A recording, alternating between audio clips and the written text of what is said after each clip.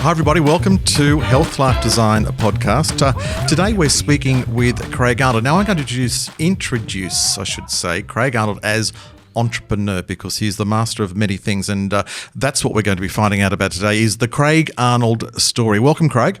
Thanks for having me. Craig, we know you from the founder of Core9 Fitness, clearly, which is the branding behind you. But you know what? That's not what today's about. We're going to get to that. I want to know who Craig Arnold was or is from the beginning. Let's go back to your childhood. Where did you grow up? Sure, I grew up in the outskirts of Sydney in a small village that only consisted of 2 or 3 streets. And to get to school, we had to paddle across the river, and then probably 4 or 5 kilometre walk to school, so that was quite common. Wow. Every day. That sounds like you were part of the Beverly Hillbillies or something. If you want to call it that. So you brought up, I guess, in bush country I was area? out in the bush, yeah. So it's a lot of self-entertainment. You had to use a lot of creativity to occupy, your day outside of school. Yes, yeah. We weren't so much exposed to, larger communities or groups. Uh-huh. So that's where I did a lot of my own stuff. So you were brought up in the days where we were self-occupied, and health and fitness was certainly a big part of lifestyle. Yeah. So that has been your journey, and clearly that's the story we're going to be hearing about today. What was your first entree into the fitness world? I think I was put into gymnastics and swimming at a very, very early age, around sort of 4 or 5. We do come from a background of swimmers, our family. So in what way? Well, my father was a great swimmer. We've also got swimmers throughout the family as well. Uh-huh. And we had to do approximately about 20 kilometres per week. Right. On average, all the way up to about 15, 16. Wow. And at the same token, we're doing about 12 to 14 hours a week in gymnastics. And from what age? From about 6. From about 5 or 6. yeah. Wow. Okay. That's a big discipline. It's a lot of Weet-Bix. Yeah, it sure is. Yep. It sure is. And so that took you into your teenage years? Yeah, that's right. So I gave up the swimming because that gives you a completely different body of functionality for what I preferred to be doing, which was the gymnastics. Mm-hmm. So I put a lot of focus into that. Did the nationals, and after nationals, I wanted to take a step back, and then step back for a year, and then went into another sport, which had me do that for the next 5 years, and that was adventure racing. Adventure racing. Now, how do you define adventure racing? Good question. It's a multidiscipline sport consisting of generally, kayaking, running, mountain biking, swimming, anything that they can actually throw at you. You have to adapt and do on the spot. So anything they can throw at you. Yeah. So how do you train for that? Well, you've got to train multiple disciplines. So, a lot of rope work. Sometimes it could be climbing, via ferratering, canyoning, running, mountaineering. And the more you do these races, the more skilled you get. Okay, I think I know a bit about you, but I have no idea. I've never heard that word. Yeah. Vita, what is it? Via ferratering. Yeah. And please explain. Basically, it's a way of traversing some mountains. So if you're on a cliff top or anything, you clip in all the time, basically. It's a safe way of traversing and through mountain passes. Okay, well, you can clearly tell I played tennis as a teenager. Yeah. wasn't climbing many mountains. But so that was a discipline that you undertook in your 20s, yeah? Correct, yeah, absolutely. So I got invited to do the first race in Australia, and that was about 730 kilometres through Broken Hill. And then I came completely last in that one. Sorry, 730 kilometres?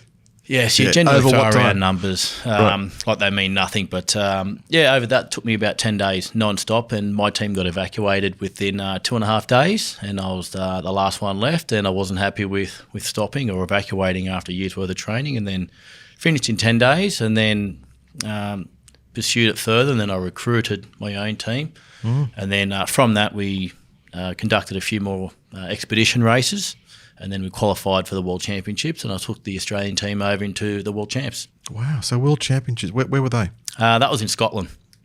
So within that race alone was about 25,000 metre vertical gain in the 7 or 8 days. So there would have been altitude issues there as well, would there? Not so much altitude, no. It's the consistent consistent elevation gain. So it's compounding. Right, you know why I said altitude? Because Scotland's up there. Yeah, correct. Yeah. Northern Hemisphere doesn't necessarily mean altitude. Clearly, I haven't done adventure racing. No. So, Craig, with that, so you're in Scotland. Do you know where your start point is, or is it a secret, or how does it work? You know where headquarters is? and that's about it. You're going to be travelling anywhere between 500 and 800 kilometres from that location, but you don't know the course layout until 24 hours beforehand. Wow. Yeah. Amazing. So with that, is that the last race you did? I thought it was, and then I co-founded a business on the back of that with a lot of our sponsors, and then we did a lot of work for the military and the high-performance units of the military for about 5 years. And then I got a phone call in 2010 from the United Emirates, and they sponsored us to go and race over in the Abu Dhabi Challenge. Wow. Yeah. And similar distance? Slightly shorter. It was about 600 kilometres. Oh, thank God. Yeah. So, but one leg in particular was about 120 kilometres through what they call the last quarter in the in the desert. So there's an incredible mindset that goes with that, and clearly that's part of your discipline, and I say your discipline of life, as we hear about the various endurance activities you've undertaken. But at what point does the mind just have to kick in and take over? Because we're not talking about a 10-kilometre run here.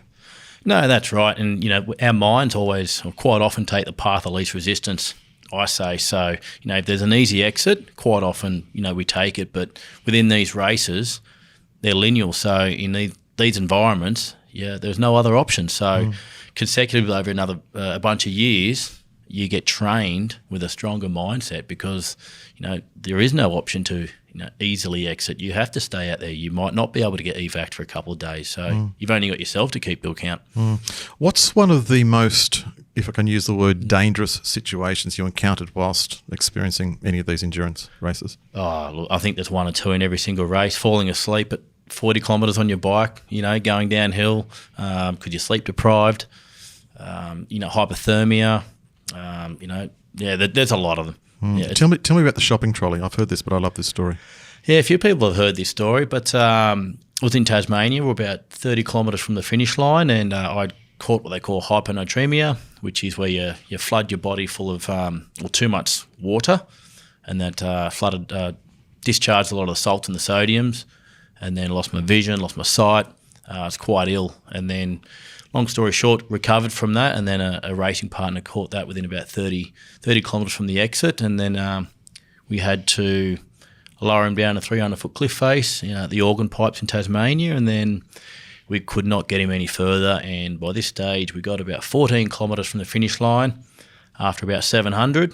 So the only option was to run into town, find a shopping trolley, put him in it, and we got him over the finish line in the shopping trolley. Amazing, what a story. Yeah. So, I mean, people die doing these things. They have, literally. Yes, they have died. Yeah.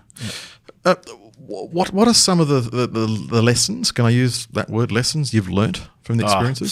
So many. I treat life as an adventure race. You're going to get lost. You're going to overshoot the mark. And so I think it really, really teaches you a lot of those skill sets that, you just got to keep moving forward, keep putting one foot in front of the other. You're going to have the highs, you're going to have the lows, you're going to have the doubt. You got to rely on teammates. So you learn a lot of team dynamics. You learn a lot of empathy.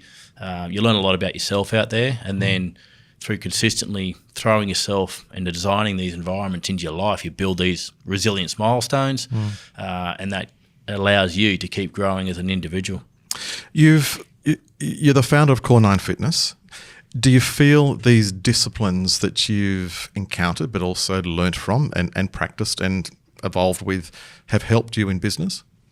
Absolutely. They definitely cross over. I think there's research out there that also supports that and saying a lot of athletes that transition into business do very, very well just because of their discipline and their threshold, to keep turning up and actually doing the work. So, and they enjoy it. They're conditioned to that. You and I hope you don't mind me bringing this up, but I'm going to bring it up. You shared with me that you had a hearing issue in your very early years of life. Yes, and you have an incredible sense of presence and balance when people see you, and when you speak to people, you engage them. And that's one of your assets. That's one of your best assets, is that people relate to you. Do you feel that that's something you developed through, can I call your hearing adversity in your younger years? Yeah, sure. Look, there was a couple of years where I couldn't hear for a little while. Basically, something called grommets. My ear canals didn't grow fast enough to keep up with my body. But I think you really take a step back and start to watch, learn, and observe more than you do actually talking. So, that served me quite well, where you can actually observe your environment, whether that be people or the outdoors. The more information you can take in and decipher allows you to make more informed and accurate decisions. Yeah. And it's not so much adversity, it's our life experience creates our person and our brand, doesn't it? And it's great to recognise that journey and what that does give you as a gift. Hence, Core 9. How did you end up in Core 9? Yeah, good question. So it's I'm a builder by trade, and realised I didn't want to do that for the rest of my life. And then I wanted to get a lot more savvy with how I spent my time, with a freedom being a high value of mine. And I didn't want to spend every day sitting in traffic. And then I thought I want to work in a safer industry, one that was healthier, and then one that was really looking after my time and my freedom. So with that in mind, my background being in fitness, I worked for the military for 5 years privately with another company. And then I saw a lot of the guys in the Defence Force really struggle as well. And some of them struggled to transition out if they wanted to get out. And they didn't know where to go. Their skill sets sometimes weren't transferable. And, they were also institutionalised to respect in some degree. So we provided a business vehicle where some of those guys can actually get out and they do fitness every day and walk into a business vehicle if they wanted to. Amazing. So creating jobs for ex-services. Correct, yeah. Men and women, I should say. Yeah, incredible. So how did you create the Core 9 model? Good question. I actually I sat down and I thought, if we're going to go into this, what problem are we going to solve? I mean, there's a lot of great models out there, but at the end of the day, everyone's providing fitness. But how are we going to solve a problem? And the problem we identified was time. People would miss classes. They couldn't get there. They were, didn't know how to train maybe, or they were insecure. They didn't know where to go in the gym, what to do, how to do it, how often. So I really studied the industry for about 12 months, believe it or not, and I'd count how many people would go into the gym, what they were wearing, and then more importantly, when they walked in, where'd they go and why. So we found a lot of people might go to the treadmill or a spin class or a bike, and there's a lot of safety in that. They're not judged. Anyone can sit on a bike and ride it or walk on a treadmill, or the safety numbers on in a class. So with that in mind, we developed the Core 9 model, where just imagine with a magic wand, you could just turn up anytime and there's a class rolling there that you can just slot into, and you've got a trainer that helps you along the way. So we really removed a lot of the barriers to exercise. Yeah, that time poor element is, I think it's here to stay. So if we can counteract that with these opportunities, wow, I think you've got a great opportunity that you're exposing. With Core 9, it's all around Australia. You've now offered franchising around Australia, correct? Yeah. Yeah, correct. Yeah. The growth at this point being, I'm going to use that post-COVID thing again, it seems to be that you were telling me before the program is you've got a number of inquiries. Melbourne are now inquiring. You've had international inquiries. And has that come from, you won the franchise award in Australia in Vegas, or correct the terminology. Tell us about that. Yeah, so we won the up-and-coming franchise award for what they call next-gen businesses in the franchising sector in Australia. And with that, we got sponsored to go to the International Franchise Association in Las Vegas last year in 2019. Amazing. In which we placed top 10 in the Las Vegas Awards for up-and-coming franchises. Top 10 internationally? Yes. That's incredible. So that's clearly had something to do with the growth that you're encountering, yeah? Look, I don't think it's necessarily about the growth. It was more the actual model and the design and the engineering of the model, how innovative and disruptive it was and how effective and efficient it is, but also the purpose behind Core 9. It wasn't just, hey, let's start a gym. We really wanted to help Defence Force personnel transition and emergency services transition into a business vehicle. Yeah. And now we've had a lot of interest, exposed that to what we call Civilian Street, or anyone that might want to change their careers into the training side. Yeah. Now, I tested, we had Sam Thayers on the program not long ago, and I asked him this question about what is Core 9's unique point of difference. How does the founder describe that? Oh, look, just time.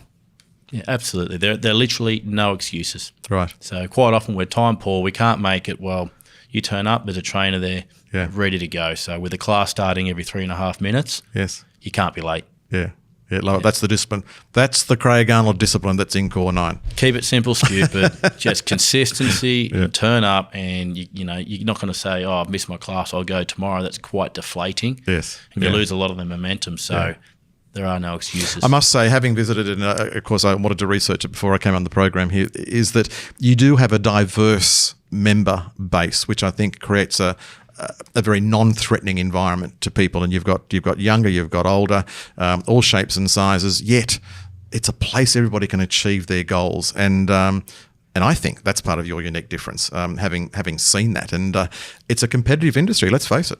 It is, and we do have a large diverse range of clients, so everywhere from 18 to 25 to 40, 50 and 60, whether you do 2 push-ups, 20 or 200. We've had world-class athletes in there like the Wallabies, and a few other guys, some of the football players, but it doesn't matter who you are, it's just a case of getting moving. What we find though with people entering into the fitness space is they want to be fitter, or they think they need to be fitter before they start. So that quite often doesn't allow them to get their foot over the line or into the door into a gym. Yes. They want to give themselves or lose a few more kilos before they start, but that's exactly what you're there for. Interesting. Yeah. I've heard people say that. Yep. Tell me about Patagonia. You haven't mentioned that. I forgot about that one. There's a lot there in the book, but so in 2012, I think I did a big expedition in Patagonia, and that was a 36-day crossing of the ice fields down there. So that was with... Let's just get the facts right here. 36-day, Yep. 36 crossing days. Ice fields. Yeah, so... So it's sleeping in the ice? Sorry, your story. Okay, I just need to hear the detail of it. Yeah. So it's normal to me, so pull me up at any point. But whether it's 36 days or 700 kilometres, it's quite normal. So I forget that sometimes. But it was a 42-kilo backpack and then 100 kilos sled in tow. And that was 36 days on the march.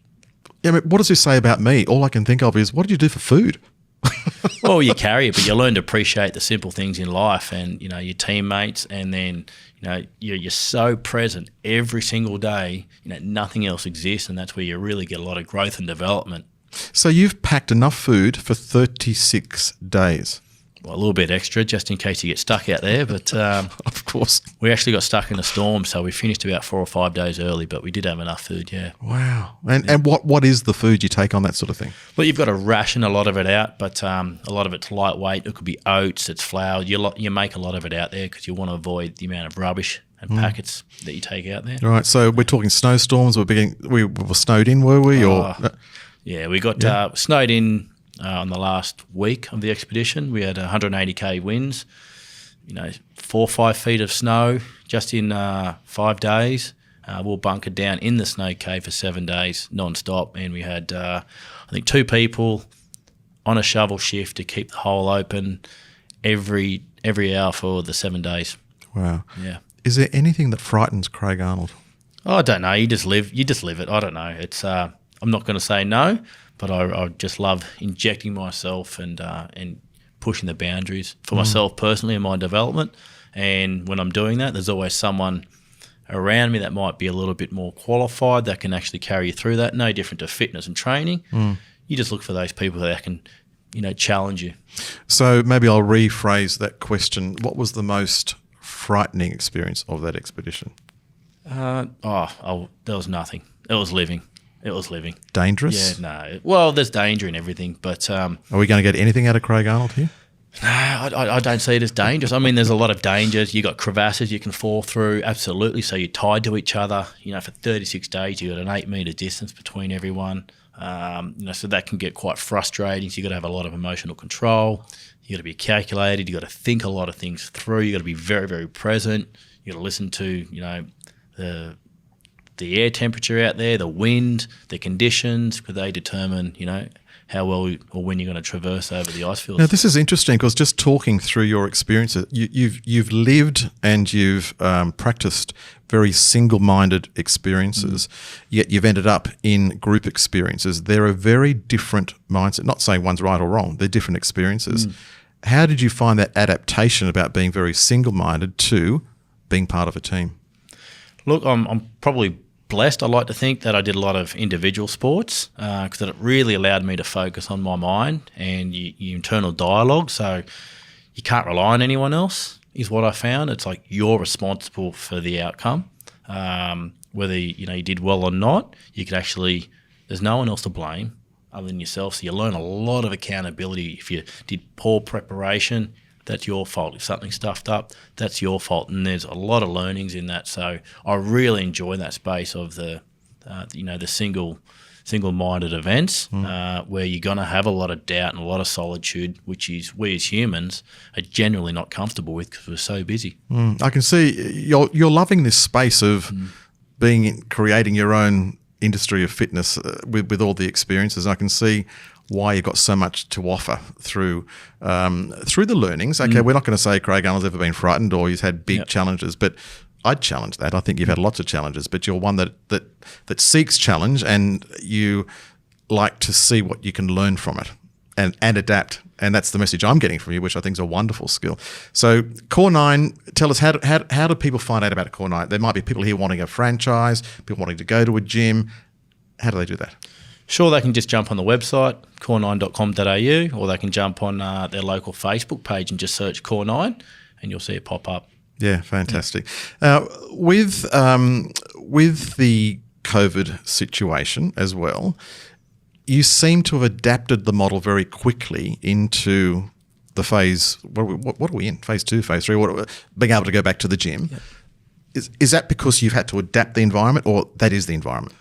Look, coincidentally, our model that we've actually designed is very, very controlled, very systemised, and it has a lot of structure around it and a lot of direction. So when people do walk in, it's very linear. They start here, they finish there. There's no confusion through it. Yeah. So it's really, really worked well for us through COVID. Yeah, fantastic. Yeah. Great. Well, would you please thank Craig Arnold, founder of Core 9, and you've now learnt about his backstory and the various challenges that he's brought to his business today. And, of course, you can find out about Core 9 through the website as well for any inquiries. Thank you, Craig. Thanks for having me. Pleasure. We'll have you back again. Thank you. Great.